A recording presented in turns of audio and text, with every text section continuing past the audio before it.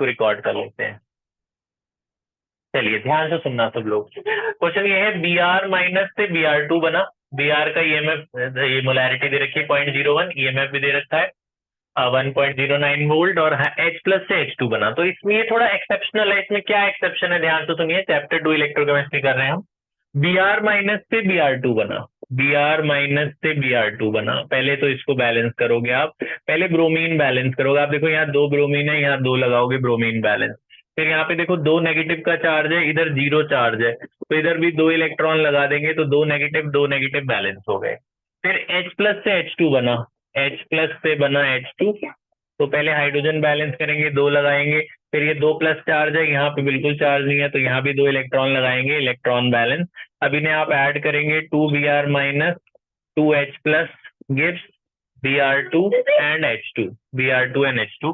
अच्छा, अब आपको दिख रहा होगा, यहीं से एक्सेप्शन दिखनी शुरू हो चुकी है। Br माइनस की मोलैरिटी है 0.01 मोलर और H प्लस की है 0.03 मोलर। आप देख रहे हैं, अभी तक हम जितने क्वेश्चन करते थे उसमें मोलैरिटी एक राइट में आ रही थी, एक लेफ्ट में। इसमें दोनों मोलैरिटी लेफ्ट में ही आ गई है, राइट में कुछ आया नहीं है। एक ही एक्सेप्शन है।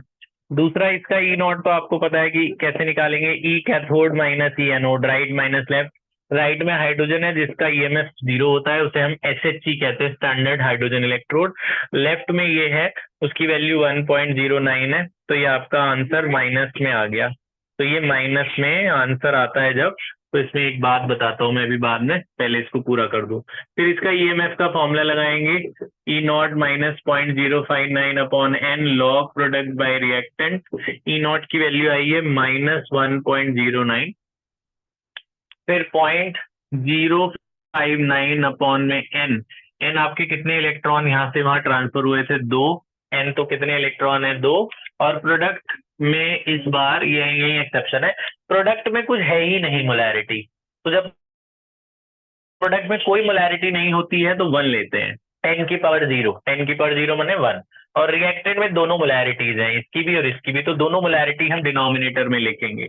दोनों मोलैरिटीज क्या है, एक है 0.01, तो 0.01 उस पे कोफिशिएंट यहाँ पे 2 लगा हुआ है, तो हमने इसकी पावर बना दी। दूसरा है 0.03, उसमें भी कोफिशिएंट 2 है, तो इसकी भी पावर बना देनी है ना। तो यहाँ ये बात ध्यान रखनी है कि प्रोडक्ट में कुछ नहीं है तो वन लेना है, और रिएक्टेंट में दोनों है तो दोनों डिनोमिनेटर में रख देना है। तो ये आ गया -1.09। फिर ये 2 से डिवाइड करोगे तो 295 आएगा। इसको आप सिंप्लीफाई करोगे, दिस इज 0.01। 0.01 का मतलब 10 की पावर -2, उसका स्क्वायर करोगे -4 आएगा। ये 3 का स्क्वायर 9 होगा, इसका भी -4 आएगा। ये भी 10 की पावर -2 है, उसका स्क्वायर 4 हो जाएगा। तो ये आ गया माइनस, ध्यान से सुनते रहना, 0.0295। देखो, लॉग मैथ्स का थोड़ा कंसेप्ट है, लॉग ए बाई बी बच्चे can be written as log a minus log b. Log जो डिवाइड वाले होते हैं वो माइनस हो जाते हैं, इसमें थोड़ा सा लॉग का कंसेप्ट भी लगाएंगे। लॉग ए बाई बी आप सॉल्व करेंगे तो लॉग ए मतलब log numerator minus log of denominator. तो डिनोमिनेटर इज 9 इंटू 10 की पावर 4, और 4 8 हो गया। ठीक है, लॉग ए बाई बी ये लिख लेना नॉन मैथ्स वाले बच्चे, log a minus B log a minus log B. तो लॉग ये ए है, ये बी है, तो log numerator minus log denominator, इस फॉर्मूले से। अच्छा, तो ये हो गया -1.09.0295। ये याद रखना सब लोग, log one is zero, log one की वैल्यू जीरो होती है। और लॉग 9 की आप वैल्यू देखोगे, 9 की कैसे देखते हैं, 9 का मतलब 9.00, तो 90 का जीरो में आप लॉग टेबल में देखिए कि 90 का जीरो में कितना आ रहा है। तो 90 का जीरो में आप देखिए कितना आ रहा है, तो आपको ये मिल जाएगा कुछ, लॉग 9.0 इज 0.9542। आप जब देखेंगे तो ये मिलेगा 0.9542। और जो ये 10 की पावर होती है, 10 की पावर -8 है, वो इसमें ऐड कर देंगे। ऐड माने इन शॉर्ट सब्ट्रैक्ट हो गई। अब ये नॉर्मल सॉल्व करना है, 1.09.0295, ये तो जीरो हो गया तो लिखना ही नहीं है। ये 8 से सब्ट्रैक्ट होगा, तो 8 से जब इसे सब्ट्रैक्ट करेंगे तो 8 बड़ा है, तो 8 में से ये 0.9542 सब्ट्रैक्ट करेंगे, तो ये आया 85407। तो ये माइनस में आएगा क्योंकि 8 बड़ा है, तो ये माइनस में आएगा, और ये भी माइनस है, माइनस माइनस प्लस हो जाएगा, तो 7.0458। तो ये इससे मल्टीप्लाई होगा।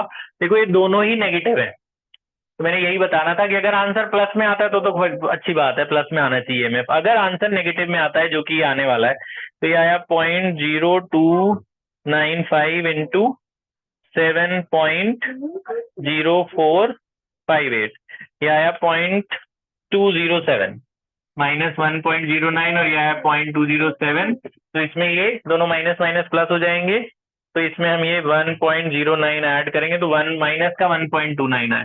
बेटा अगर कभी भी ईएमएफ नेगेटिव में आता है तो आप बोलोगे कि cell is not feasible, cell is not feasible, मतलब ये ईएमएफ बनेगा ही नहीं। नेगेटिव वोल्टेज का मतलब होता है हमें ये वोल्टेज मिलेगा ही नहीं, पॉजिटिव वोल्टेज मिलना चाहिए हमेशा। ठीक है, तो अगर ऐसे नेगेटिव कभी आए तो आपने बोल देना सेल इज नॉट फिजिबल, लेकिन आंसर पूरा निकाल के दिखाना है।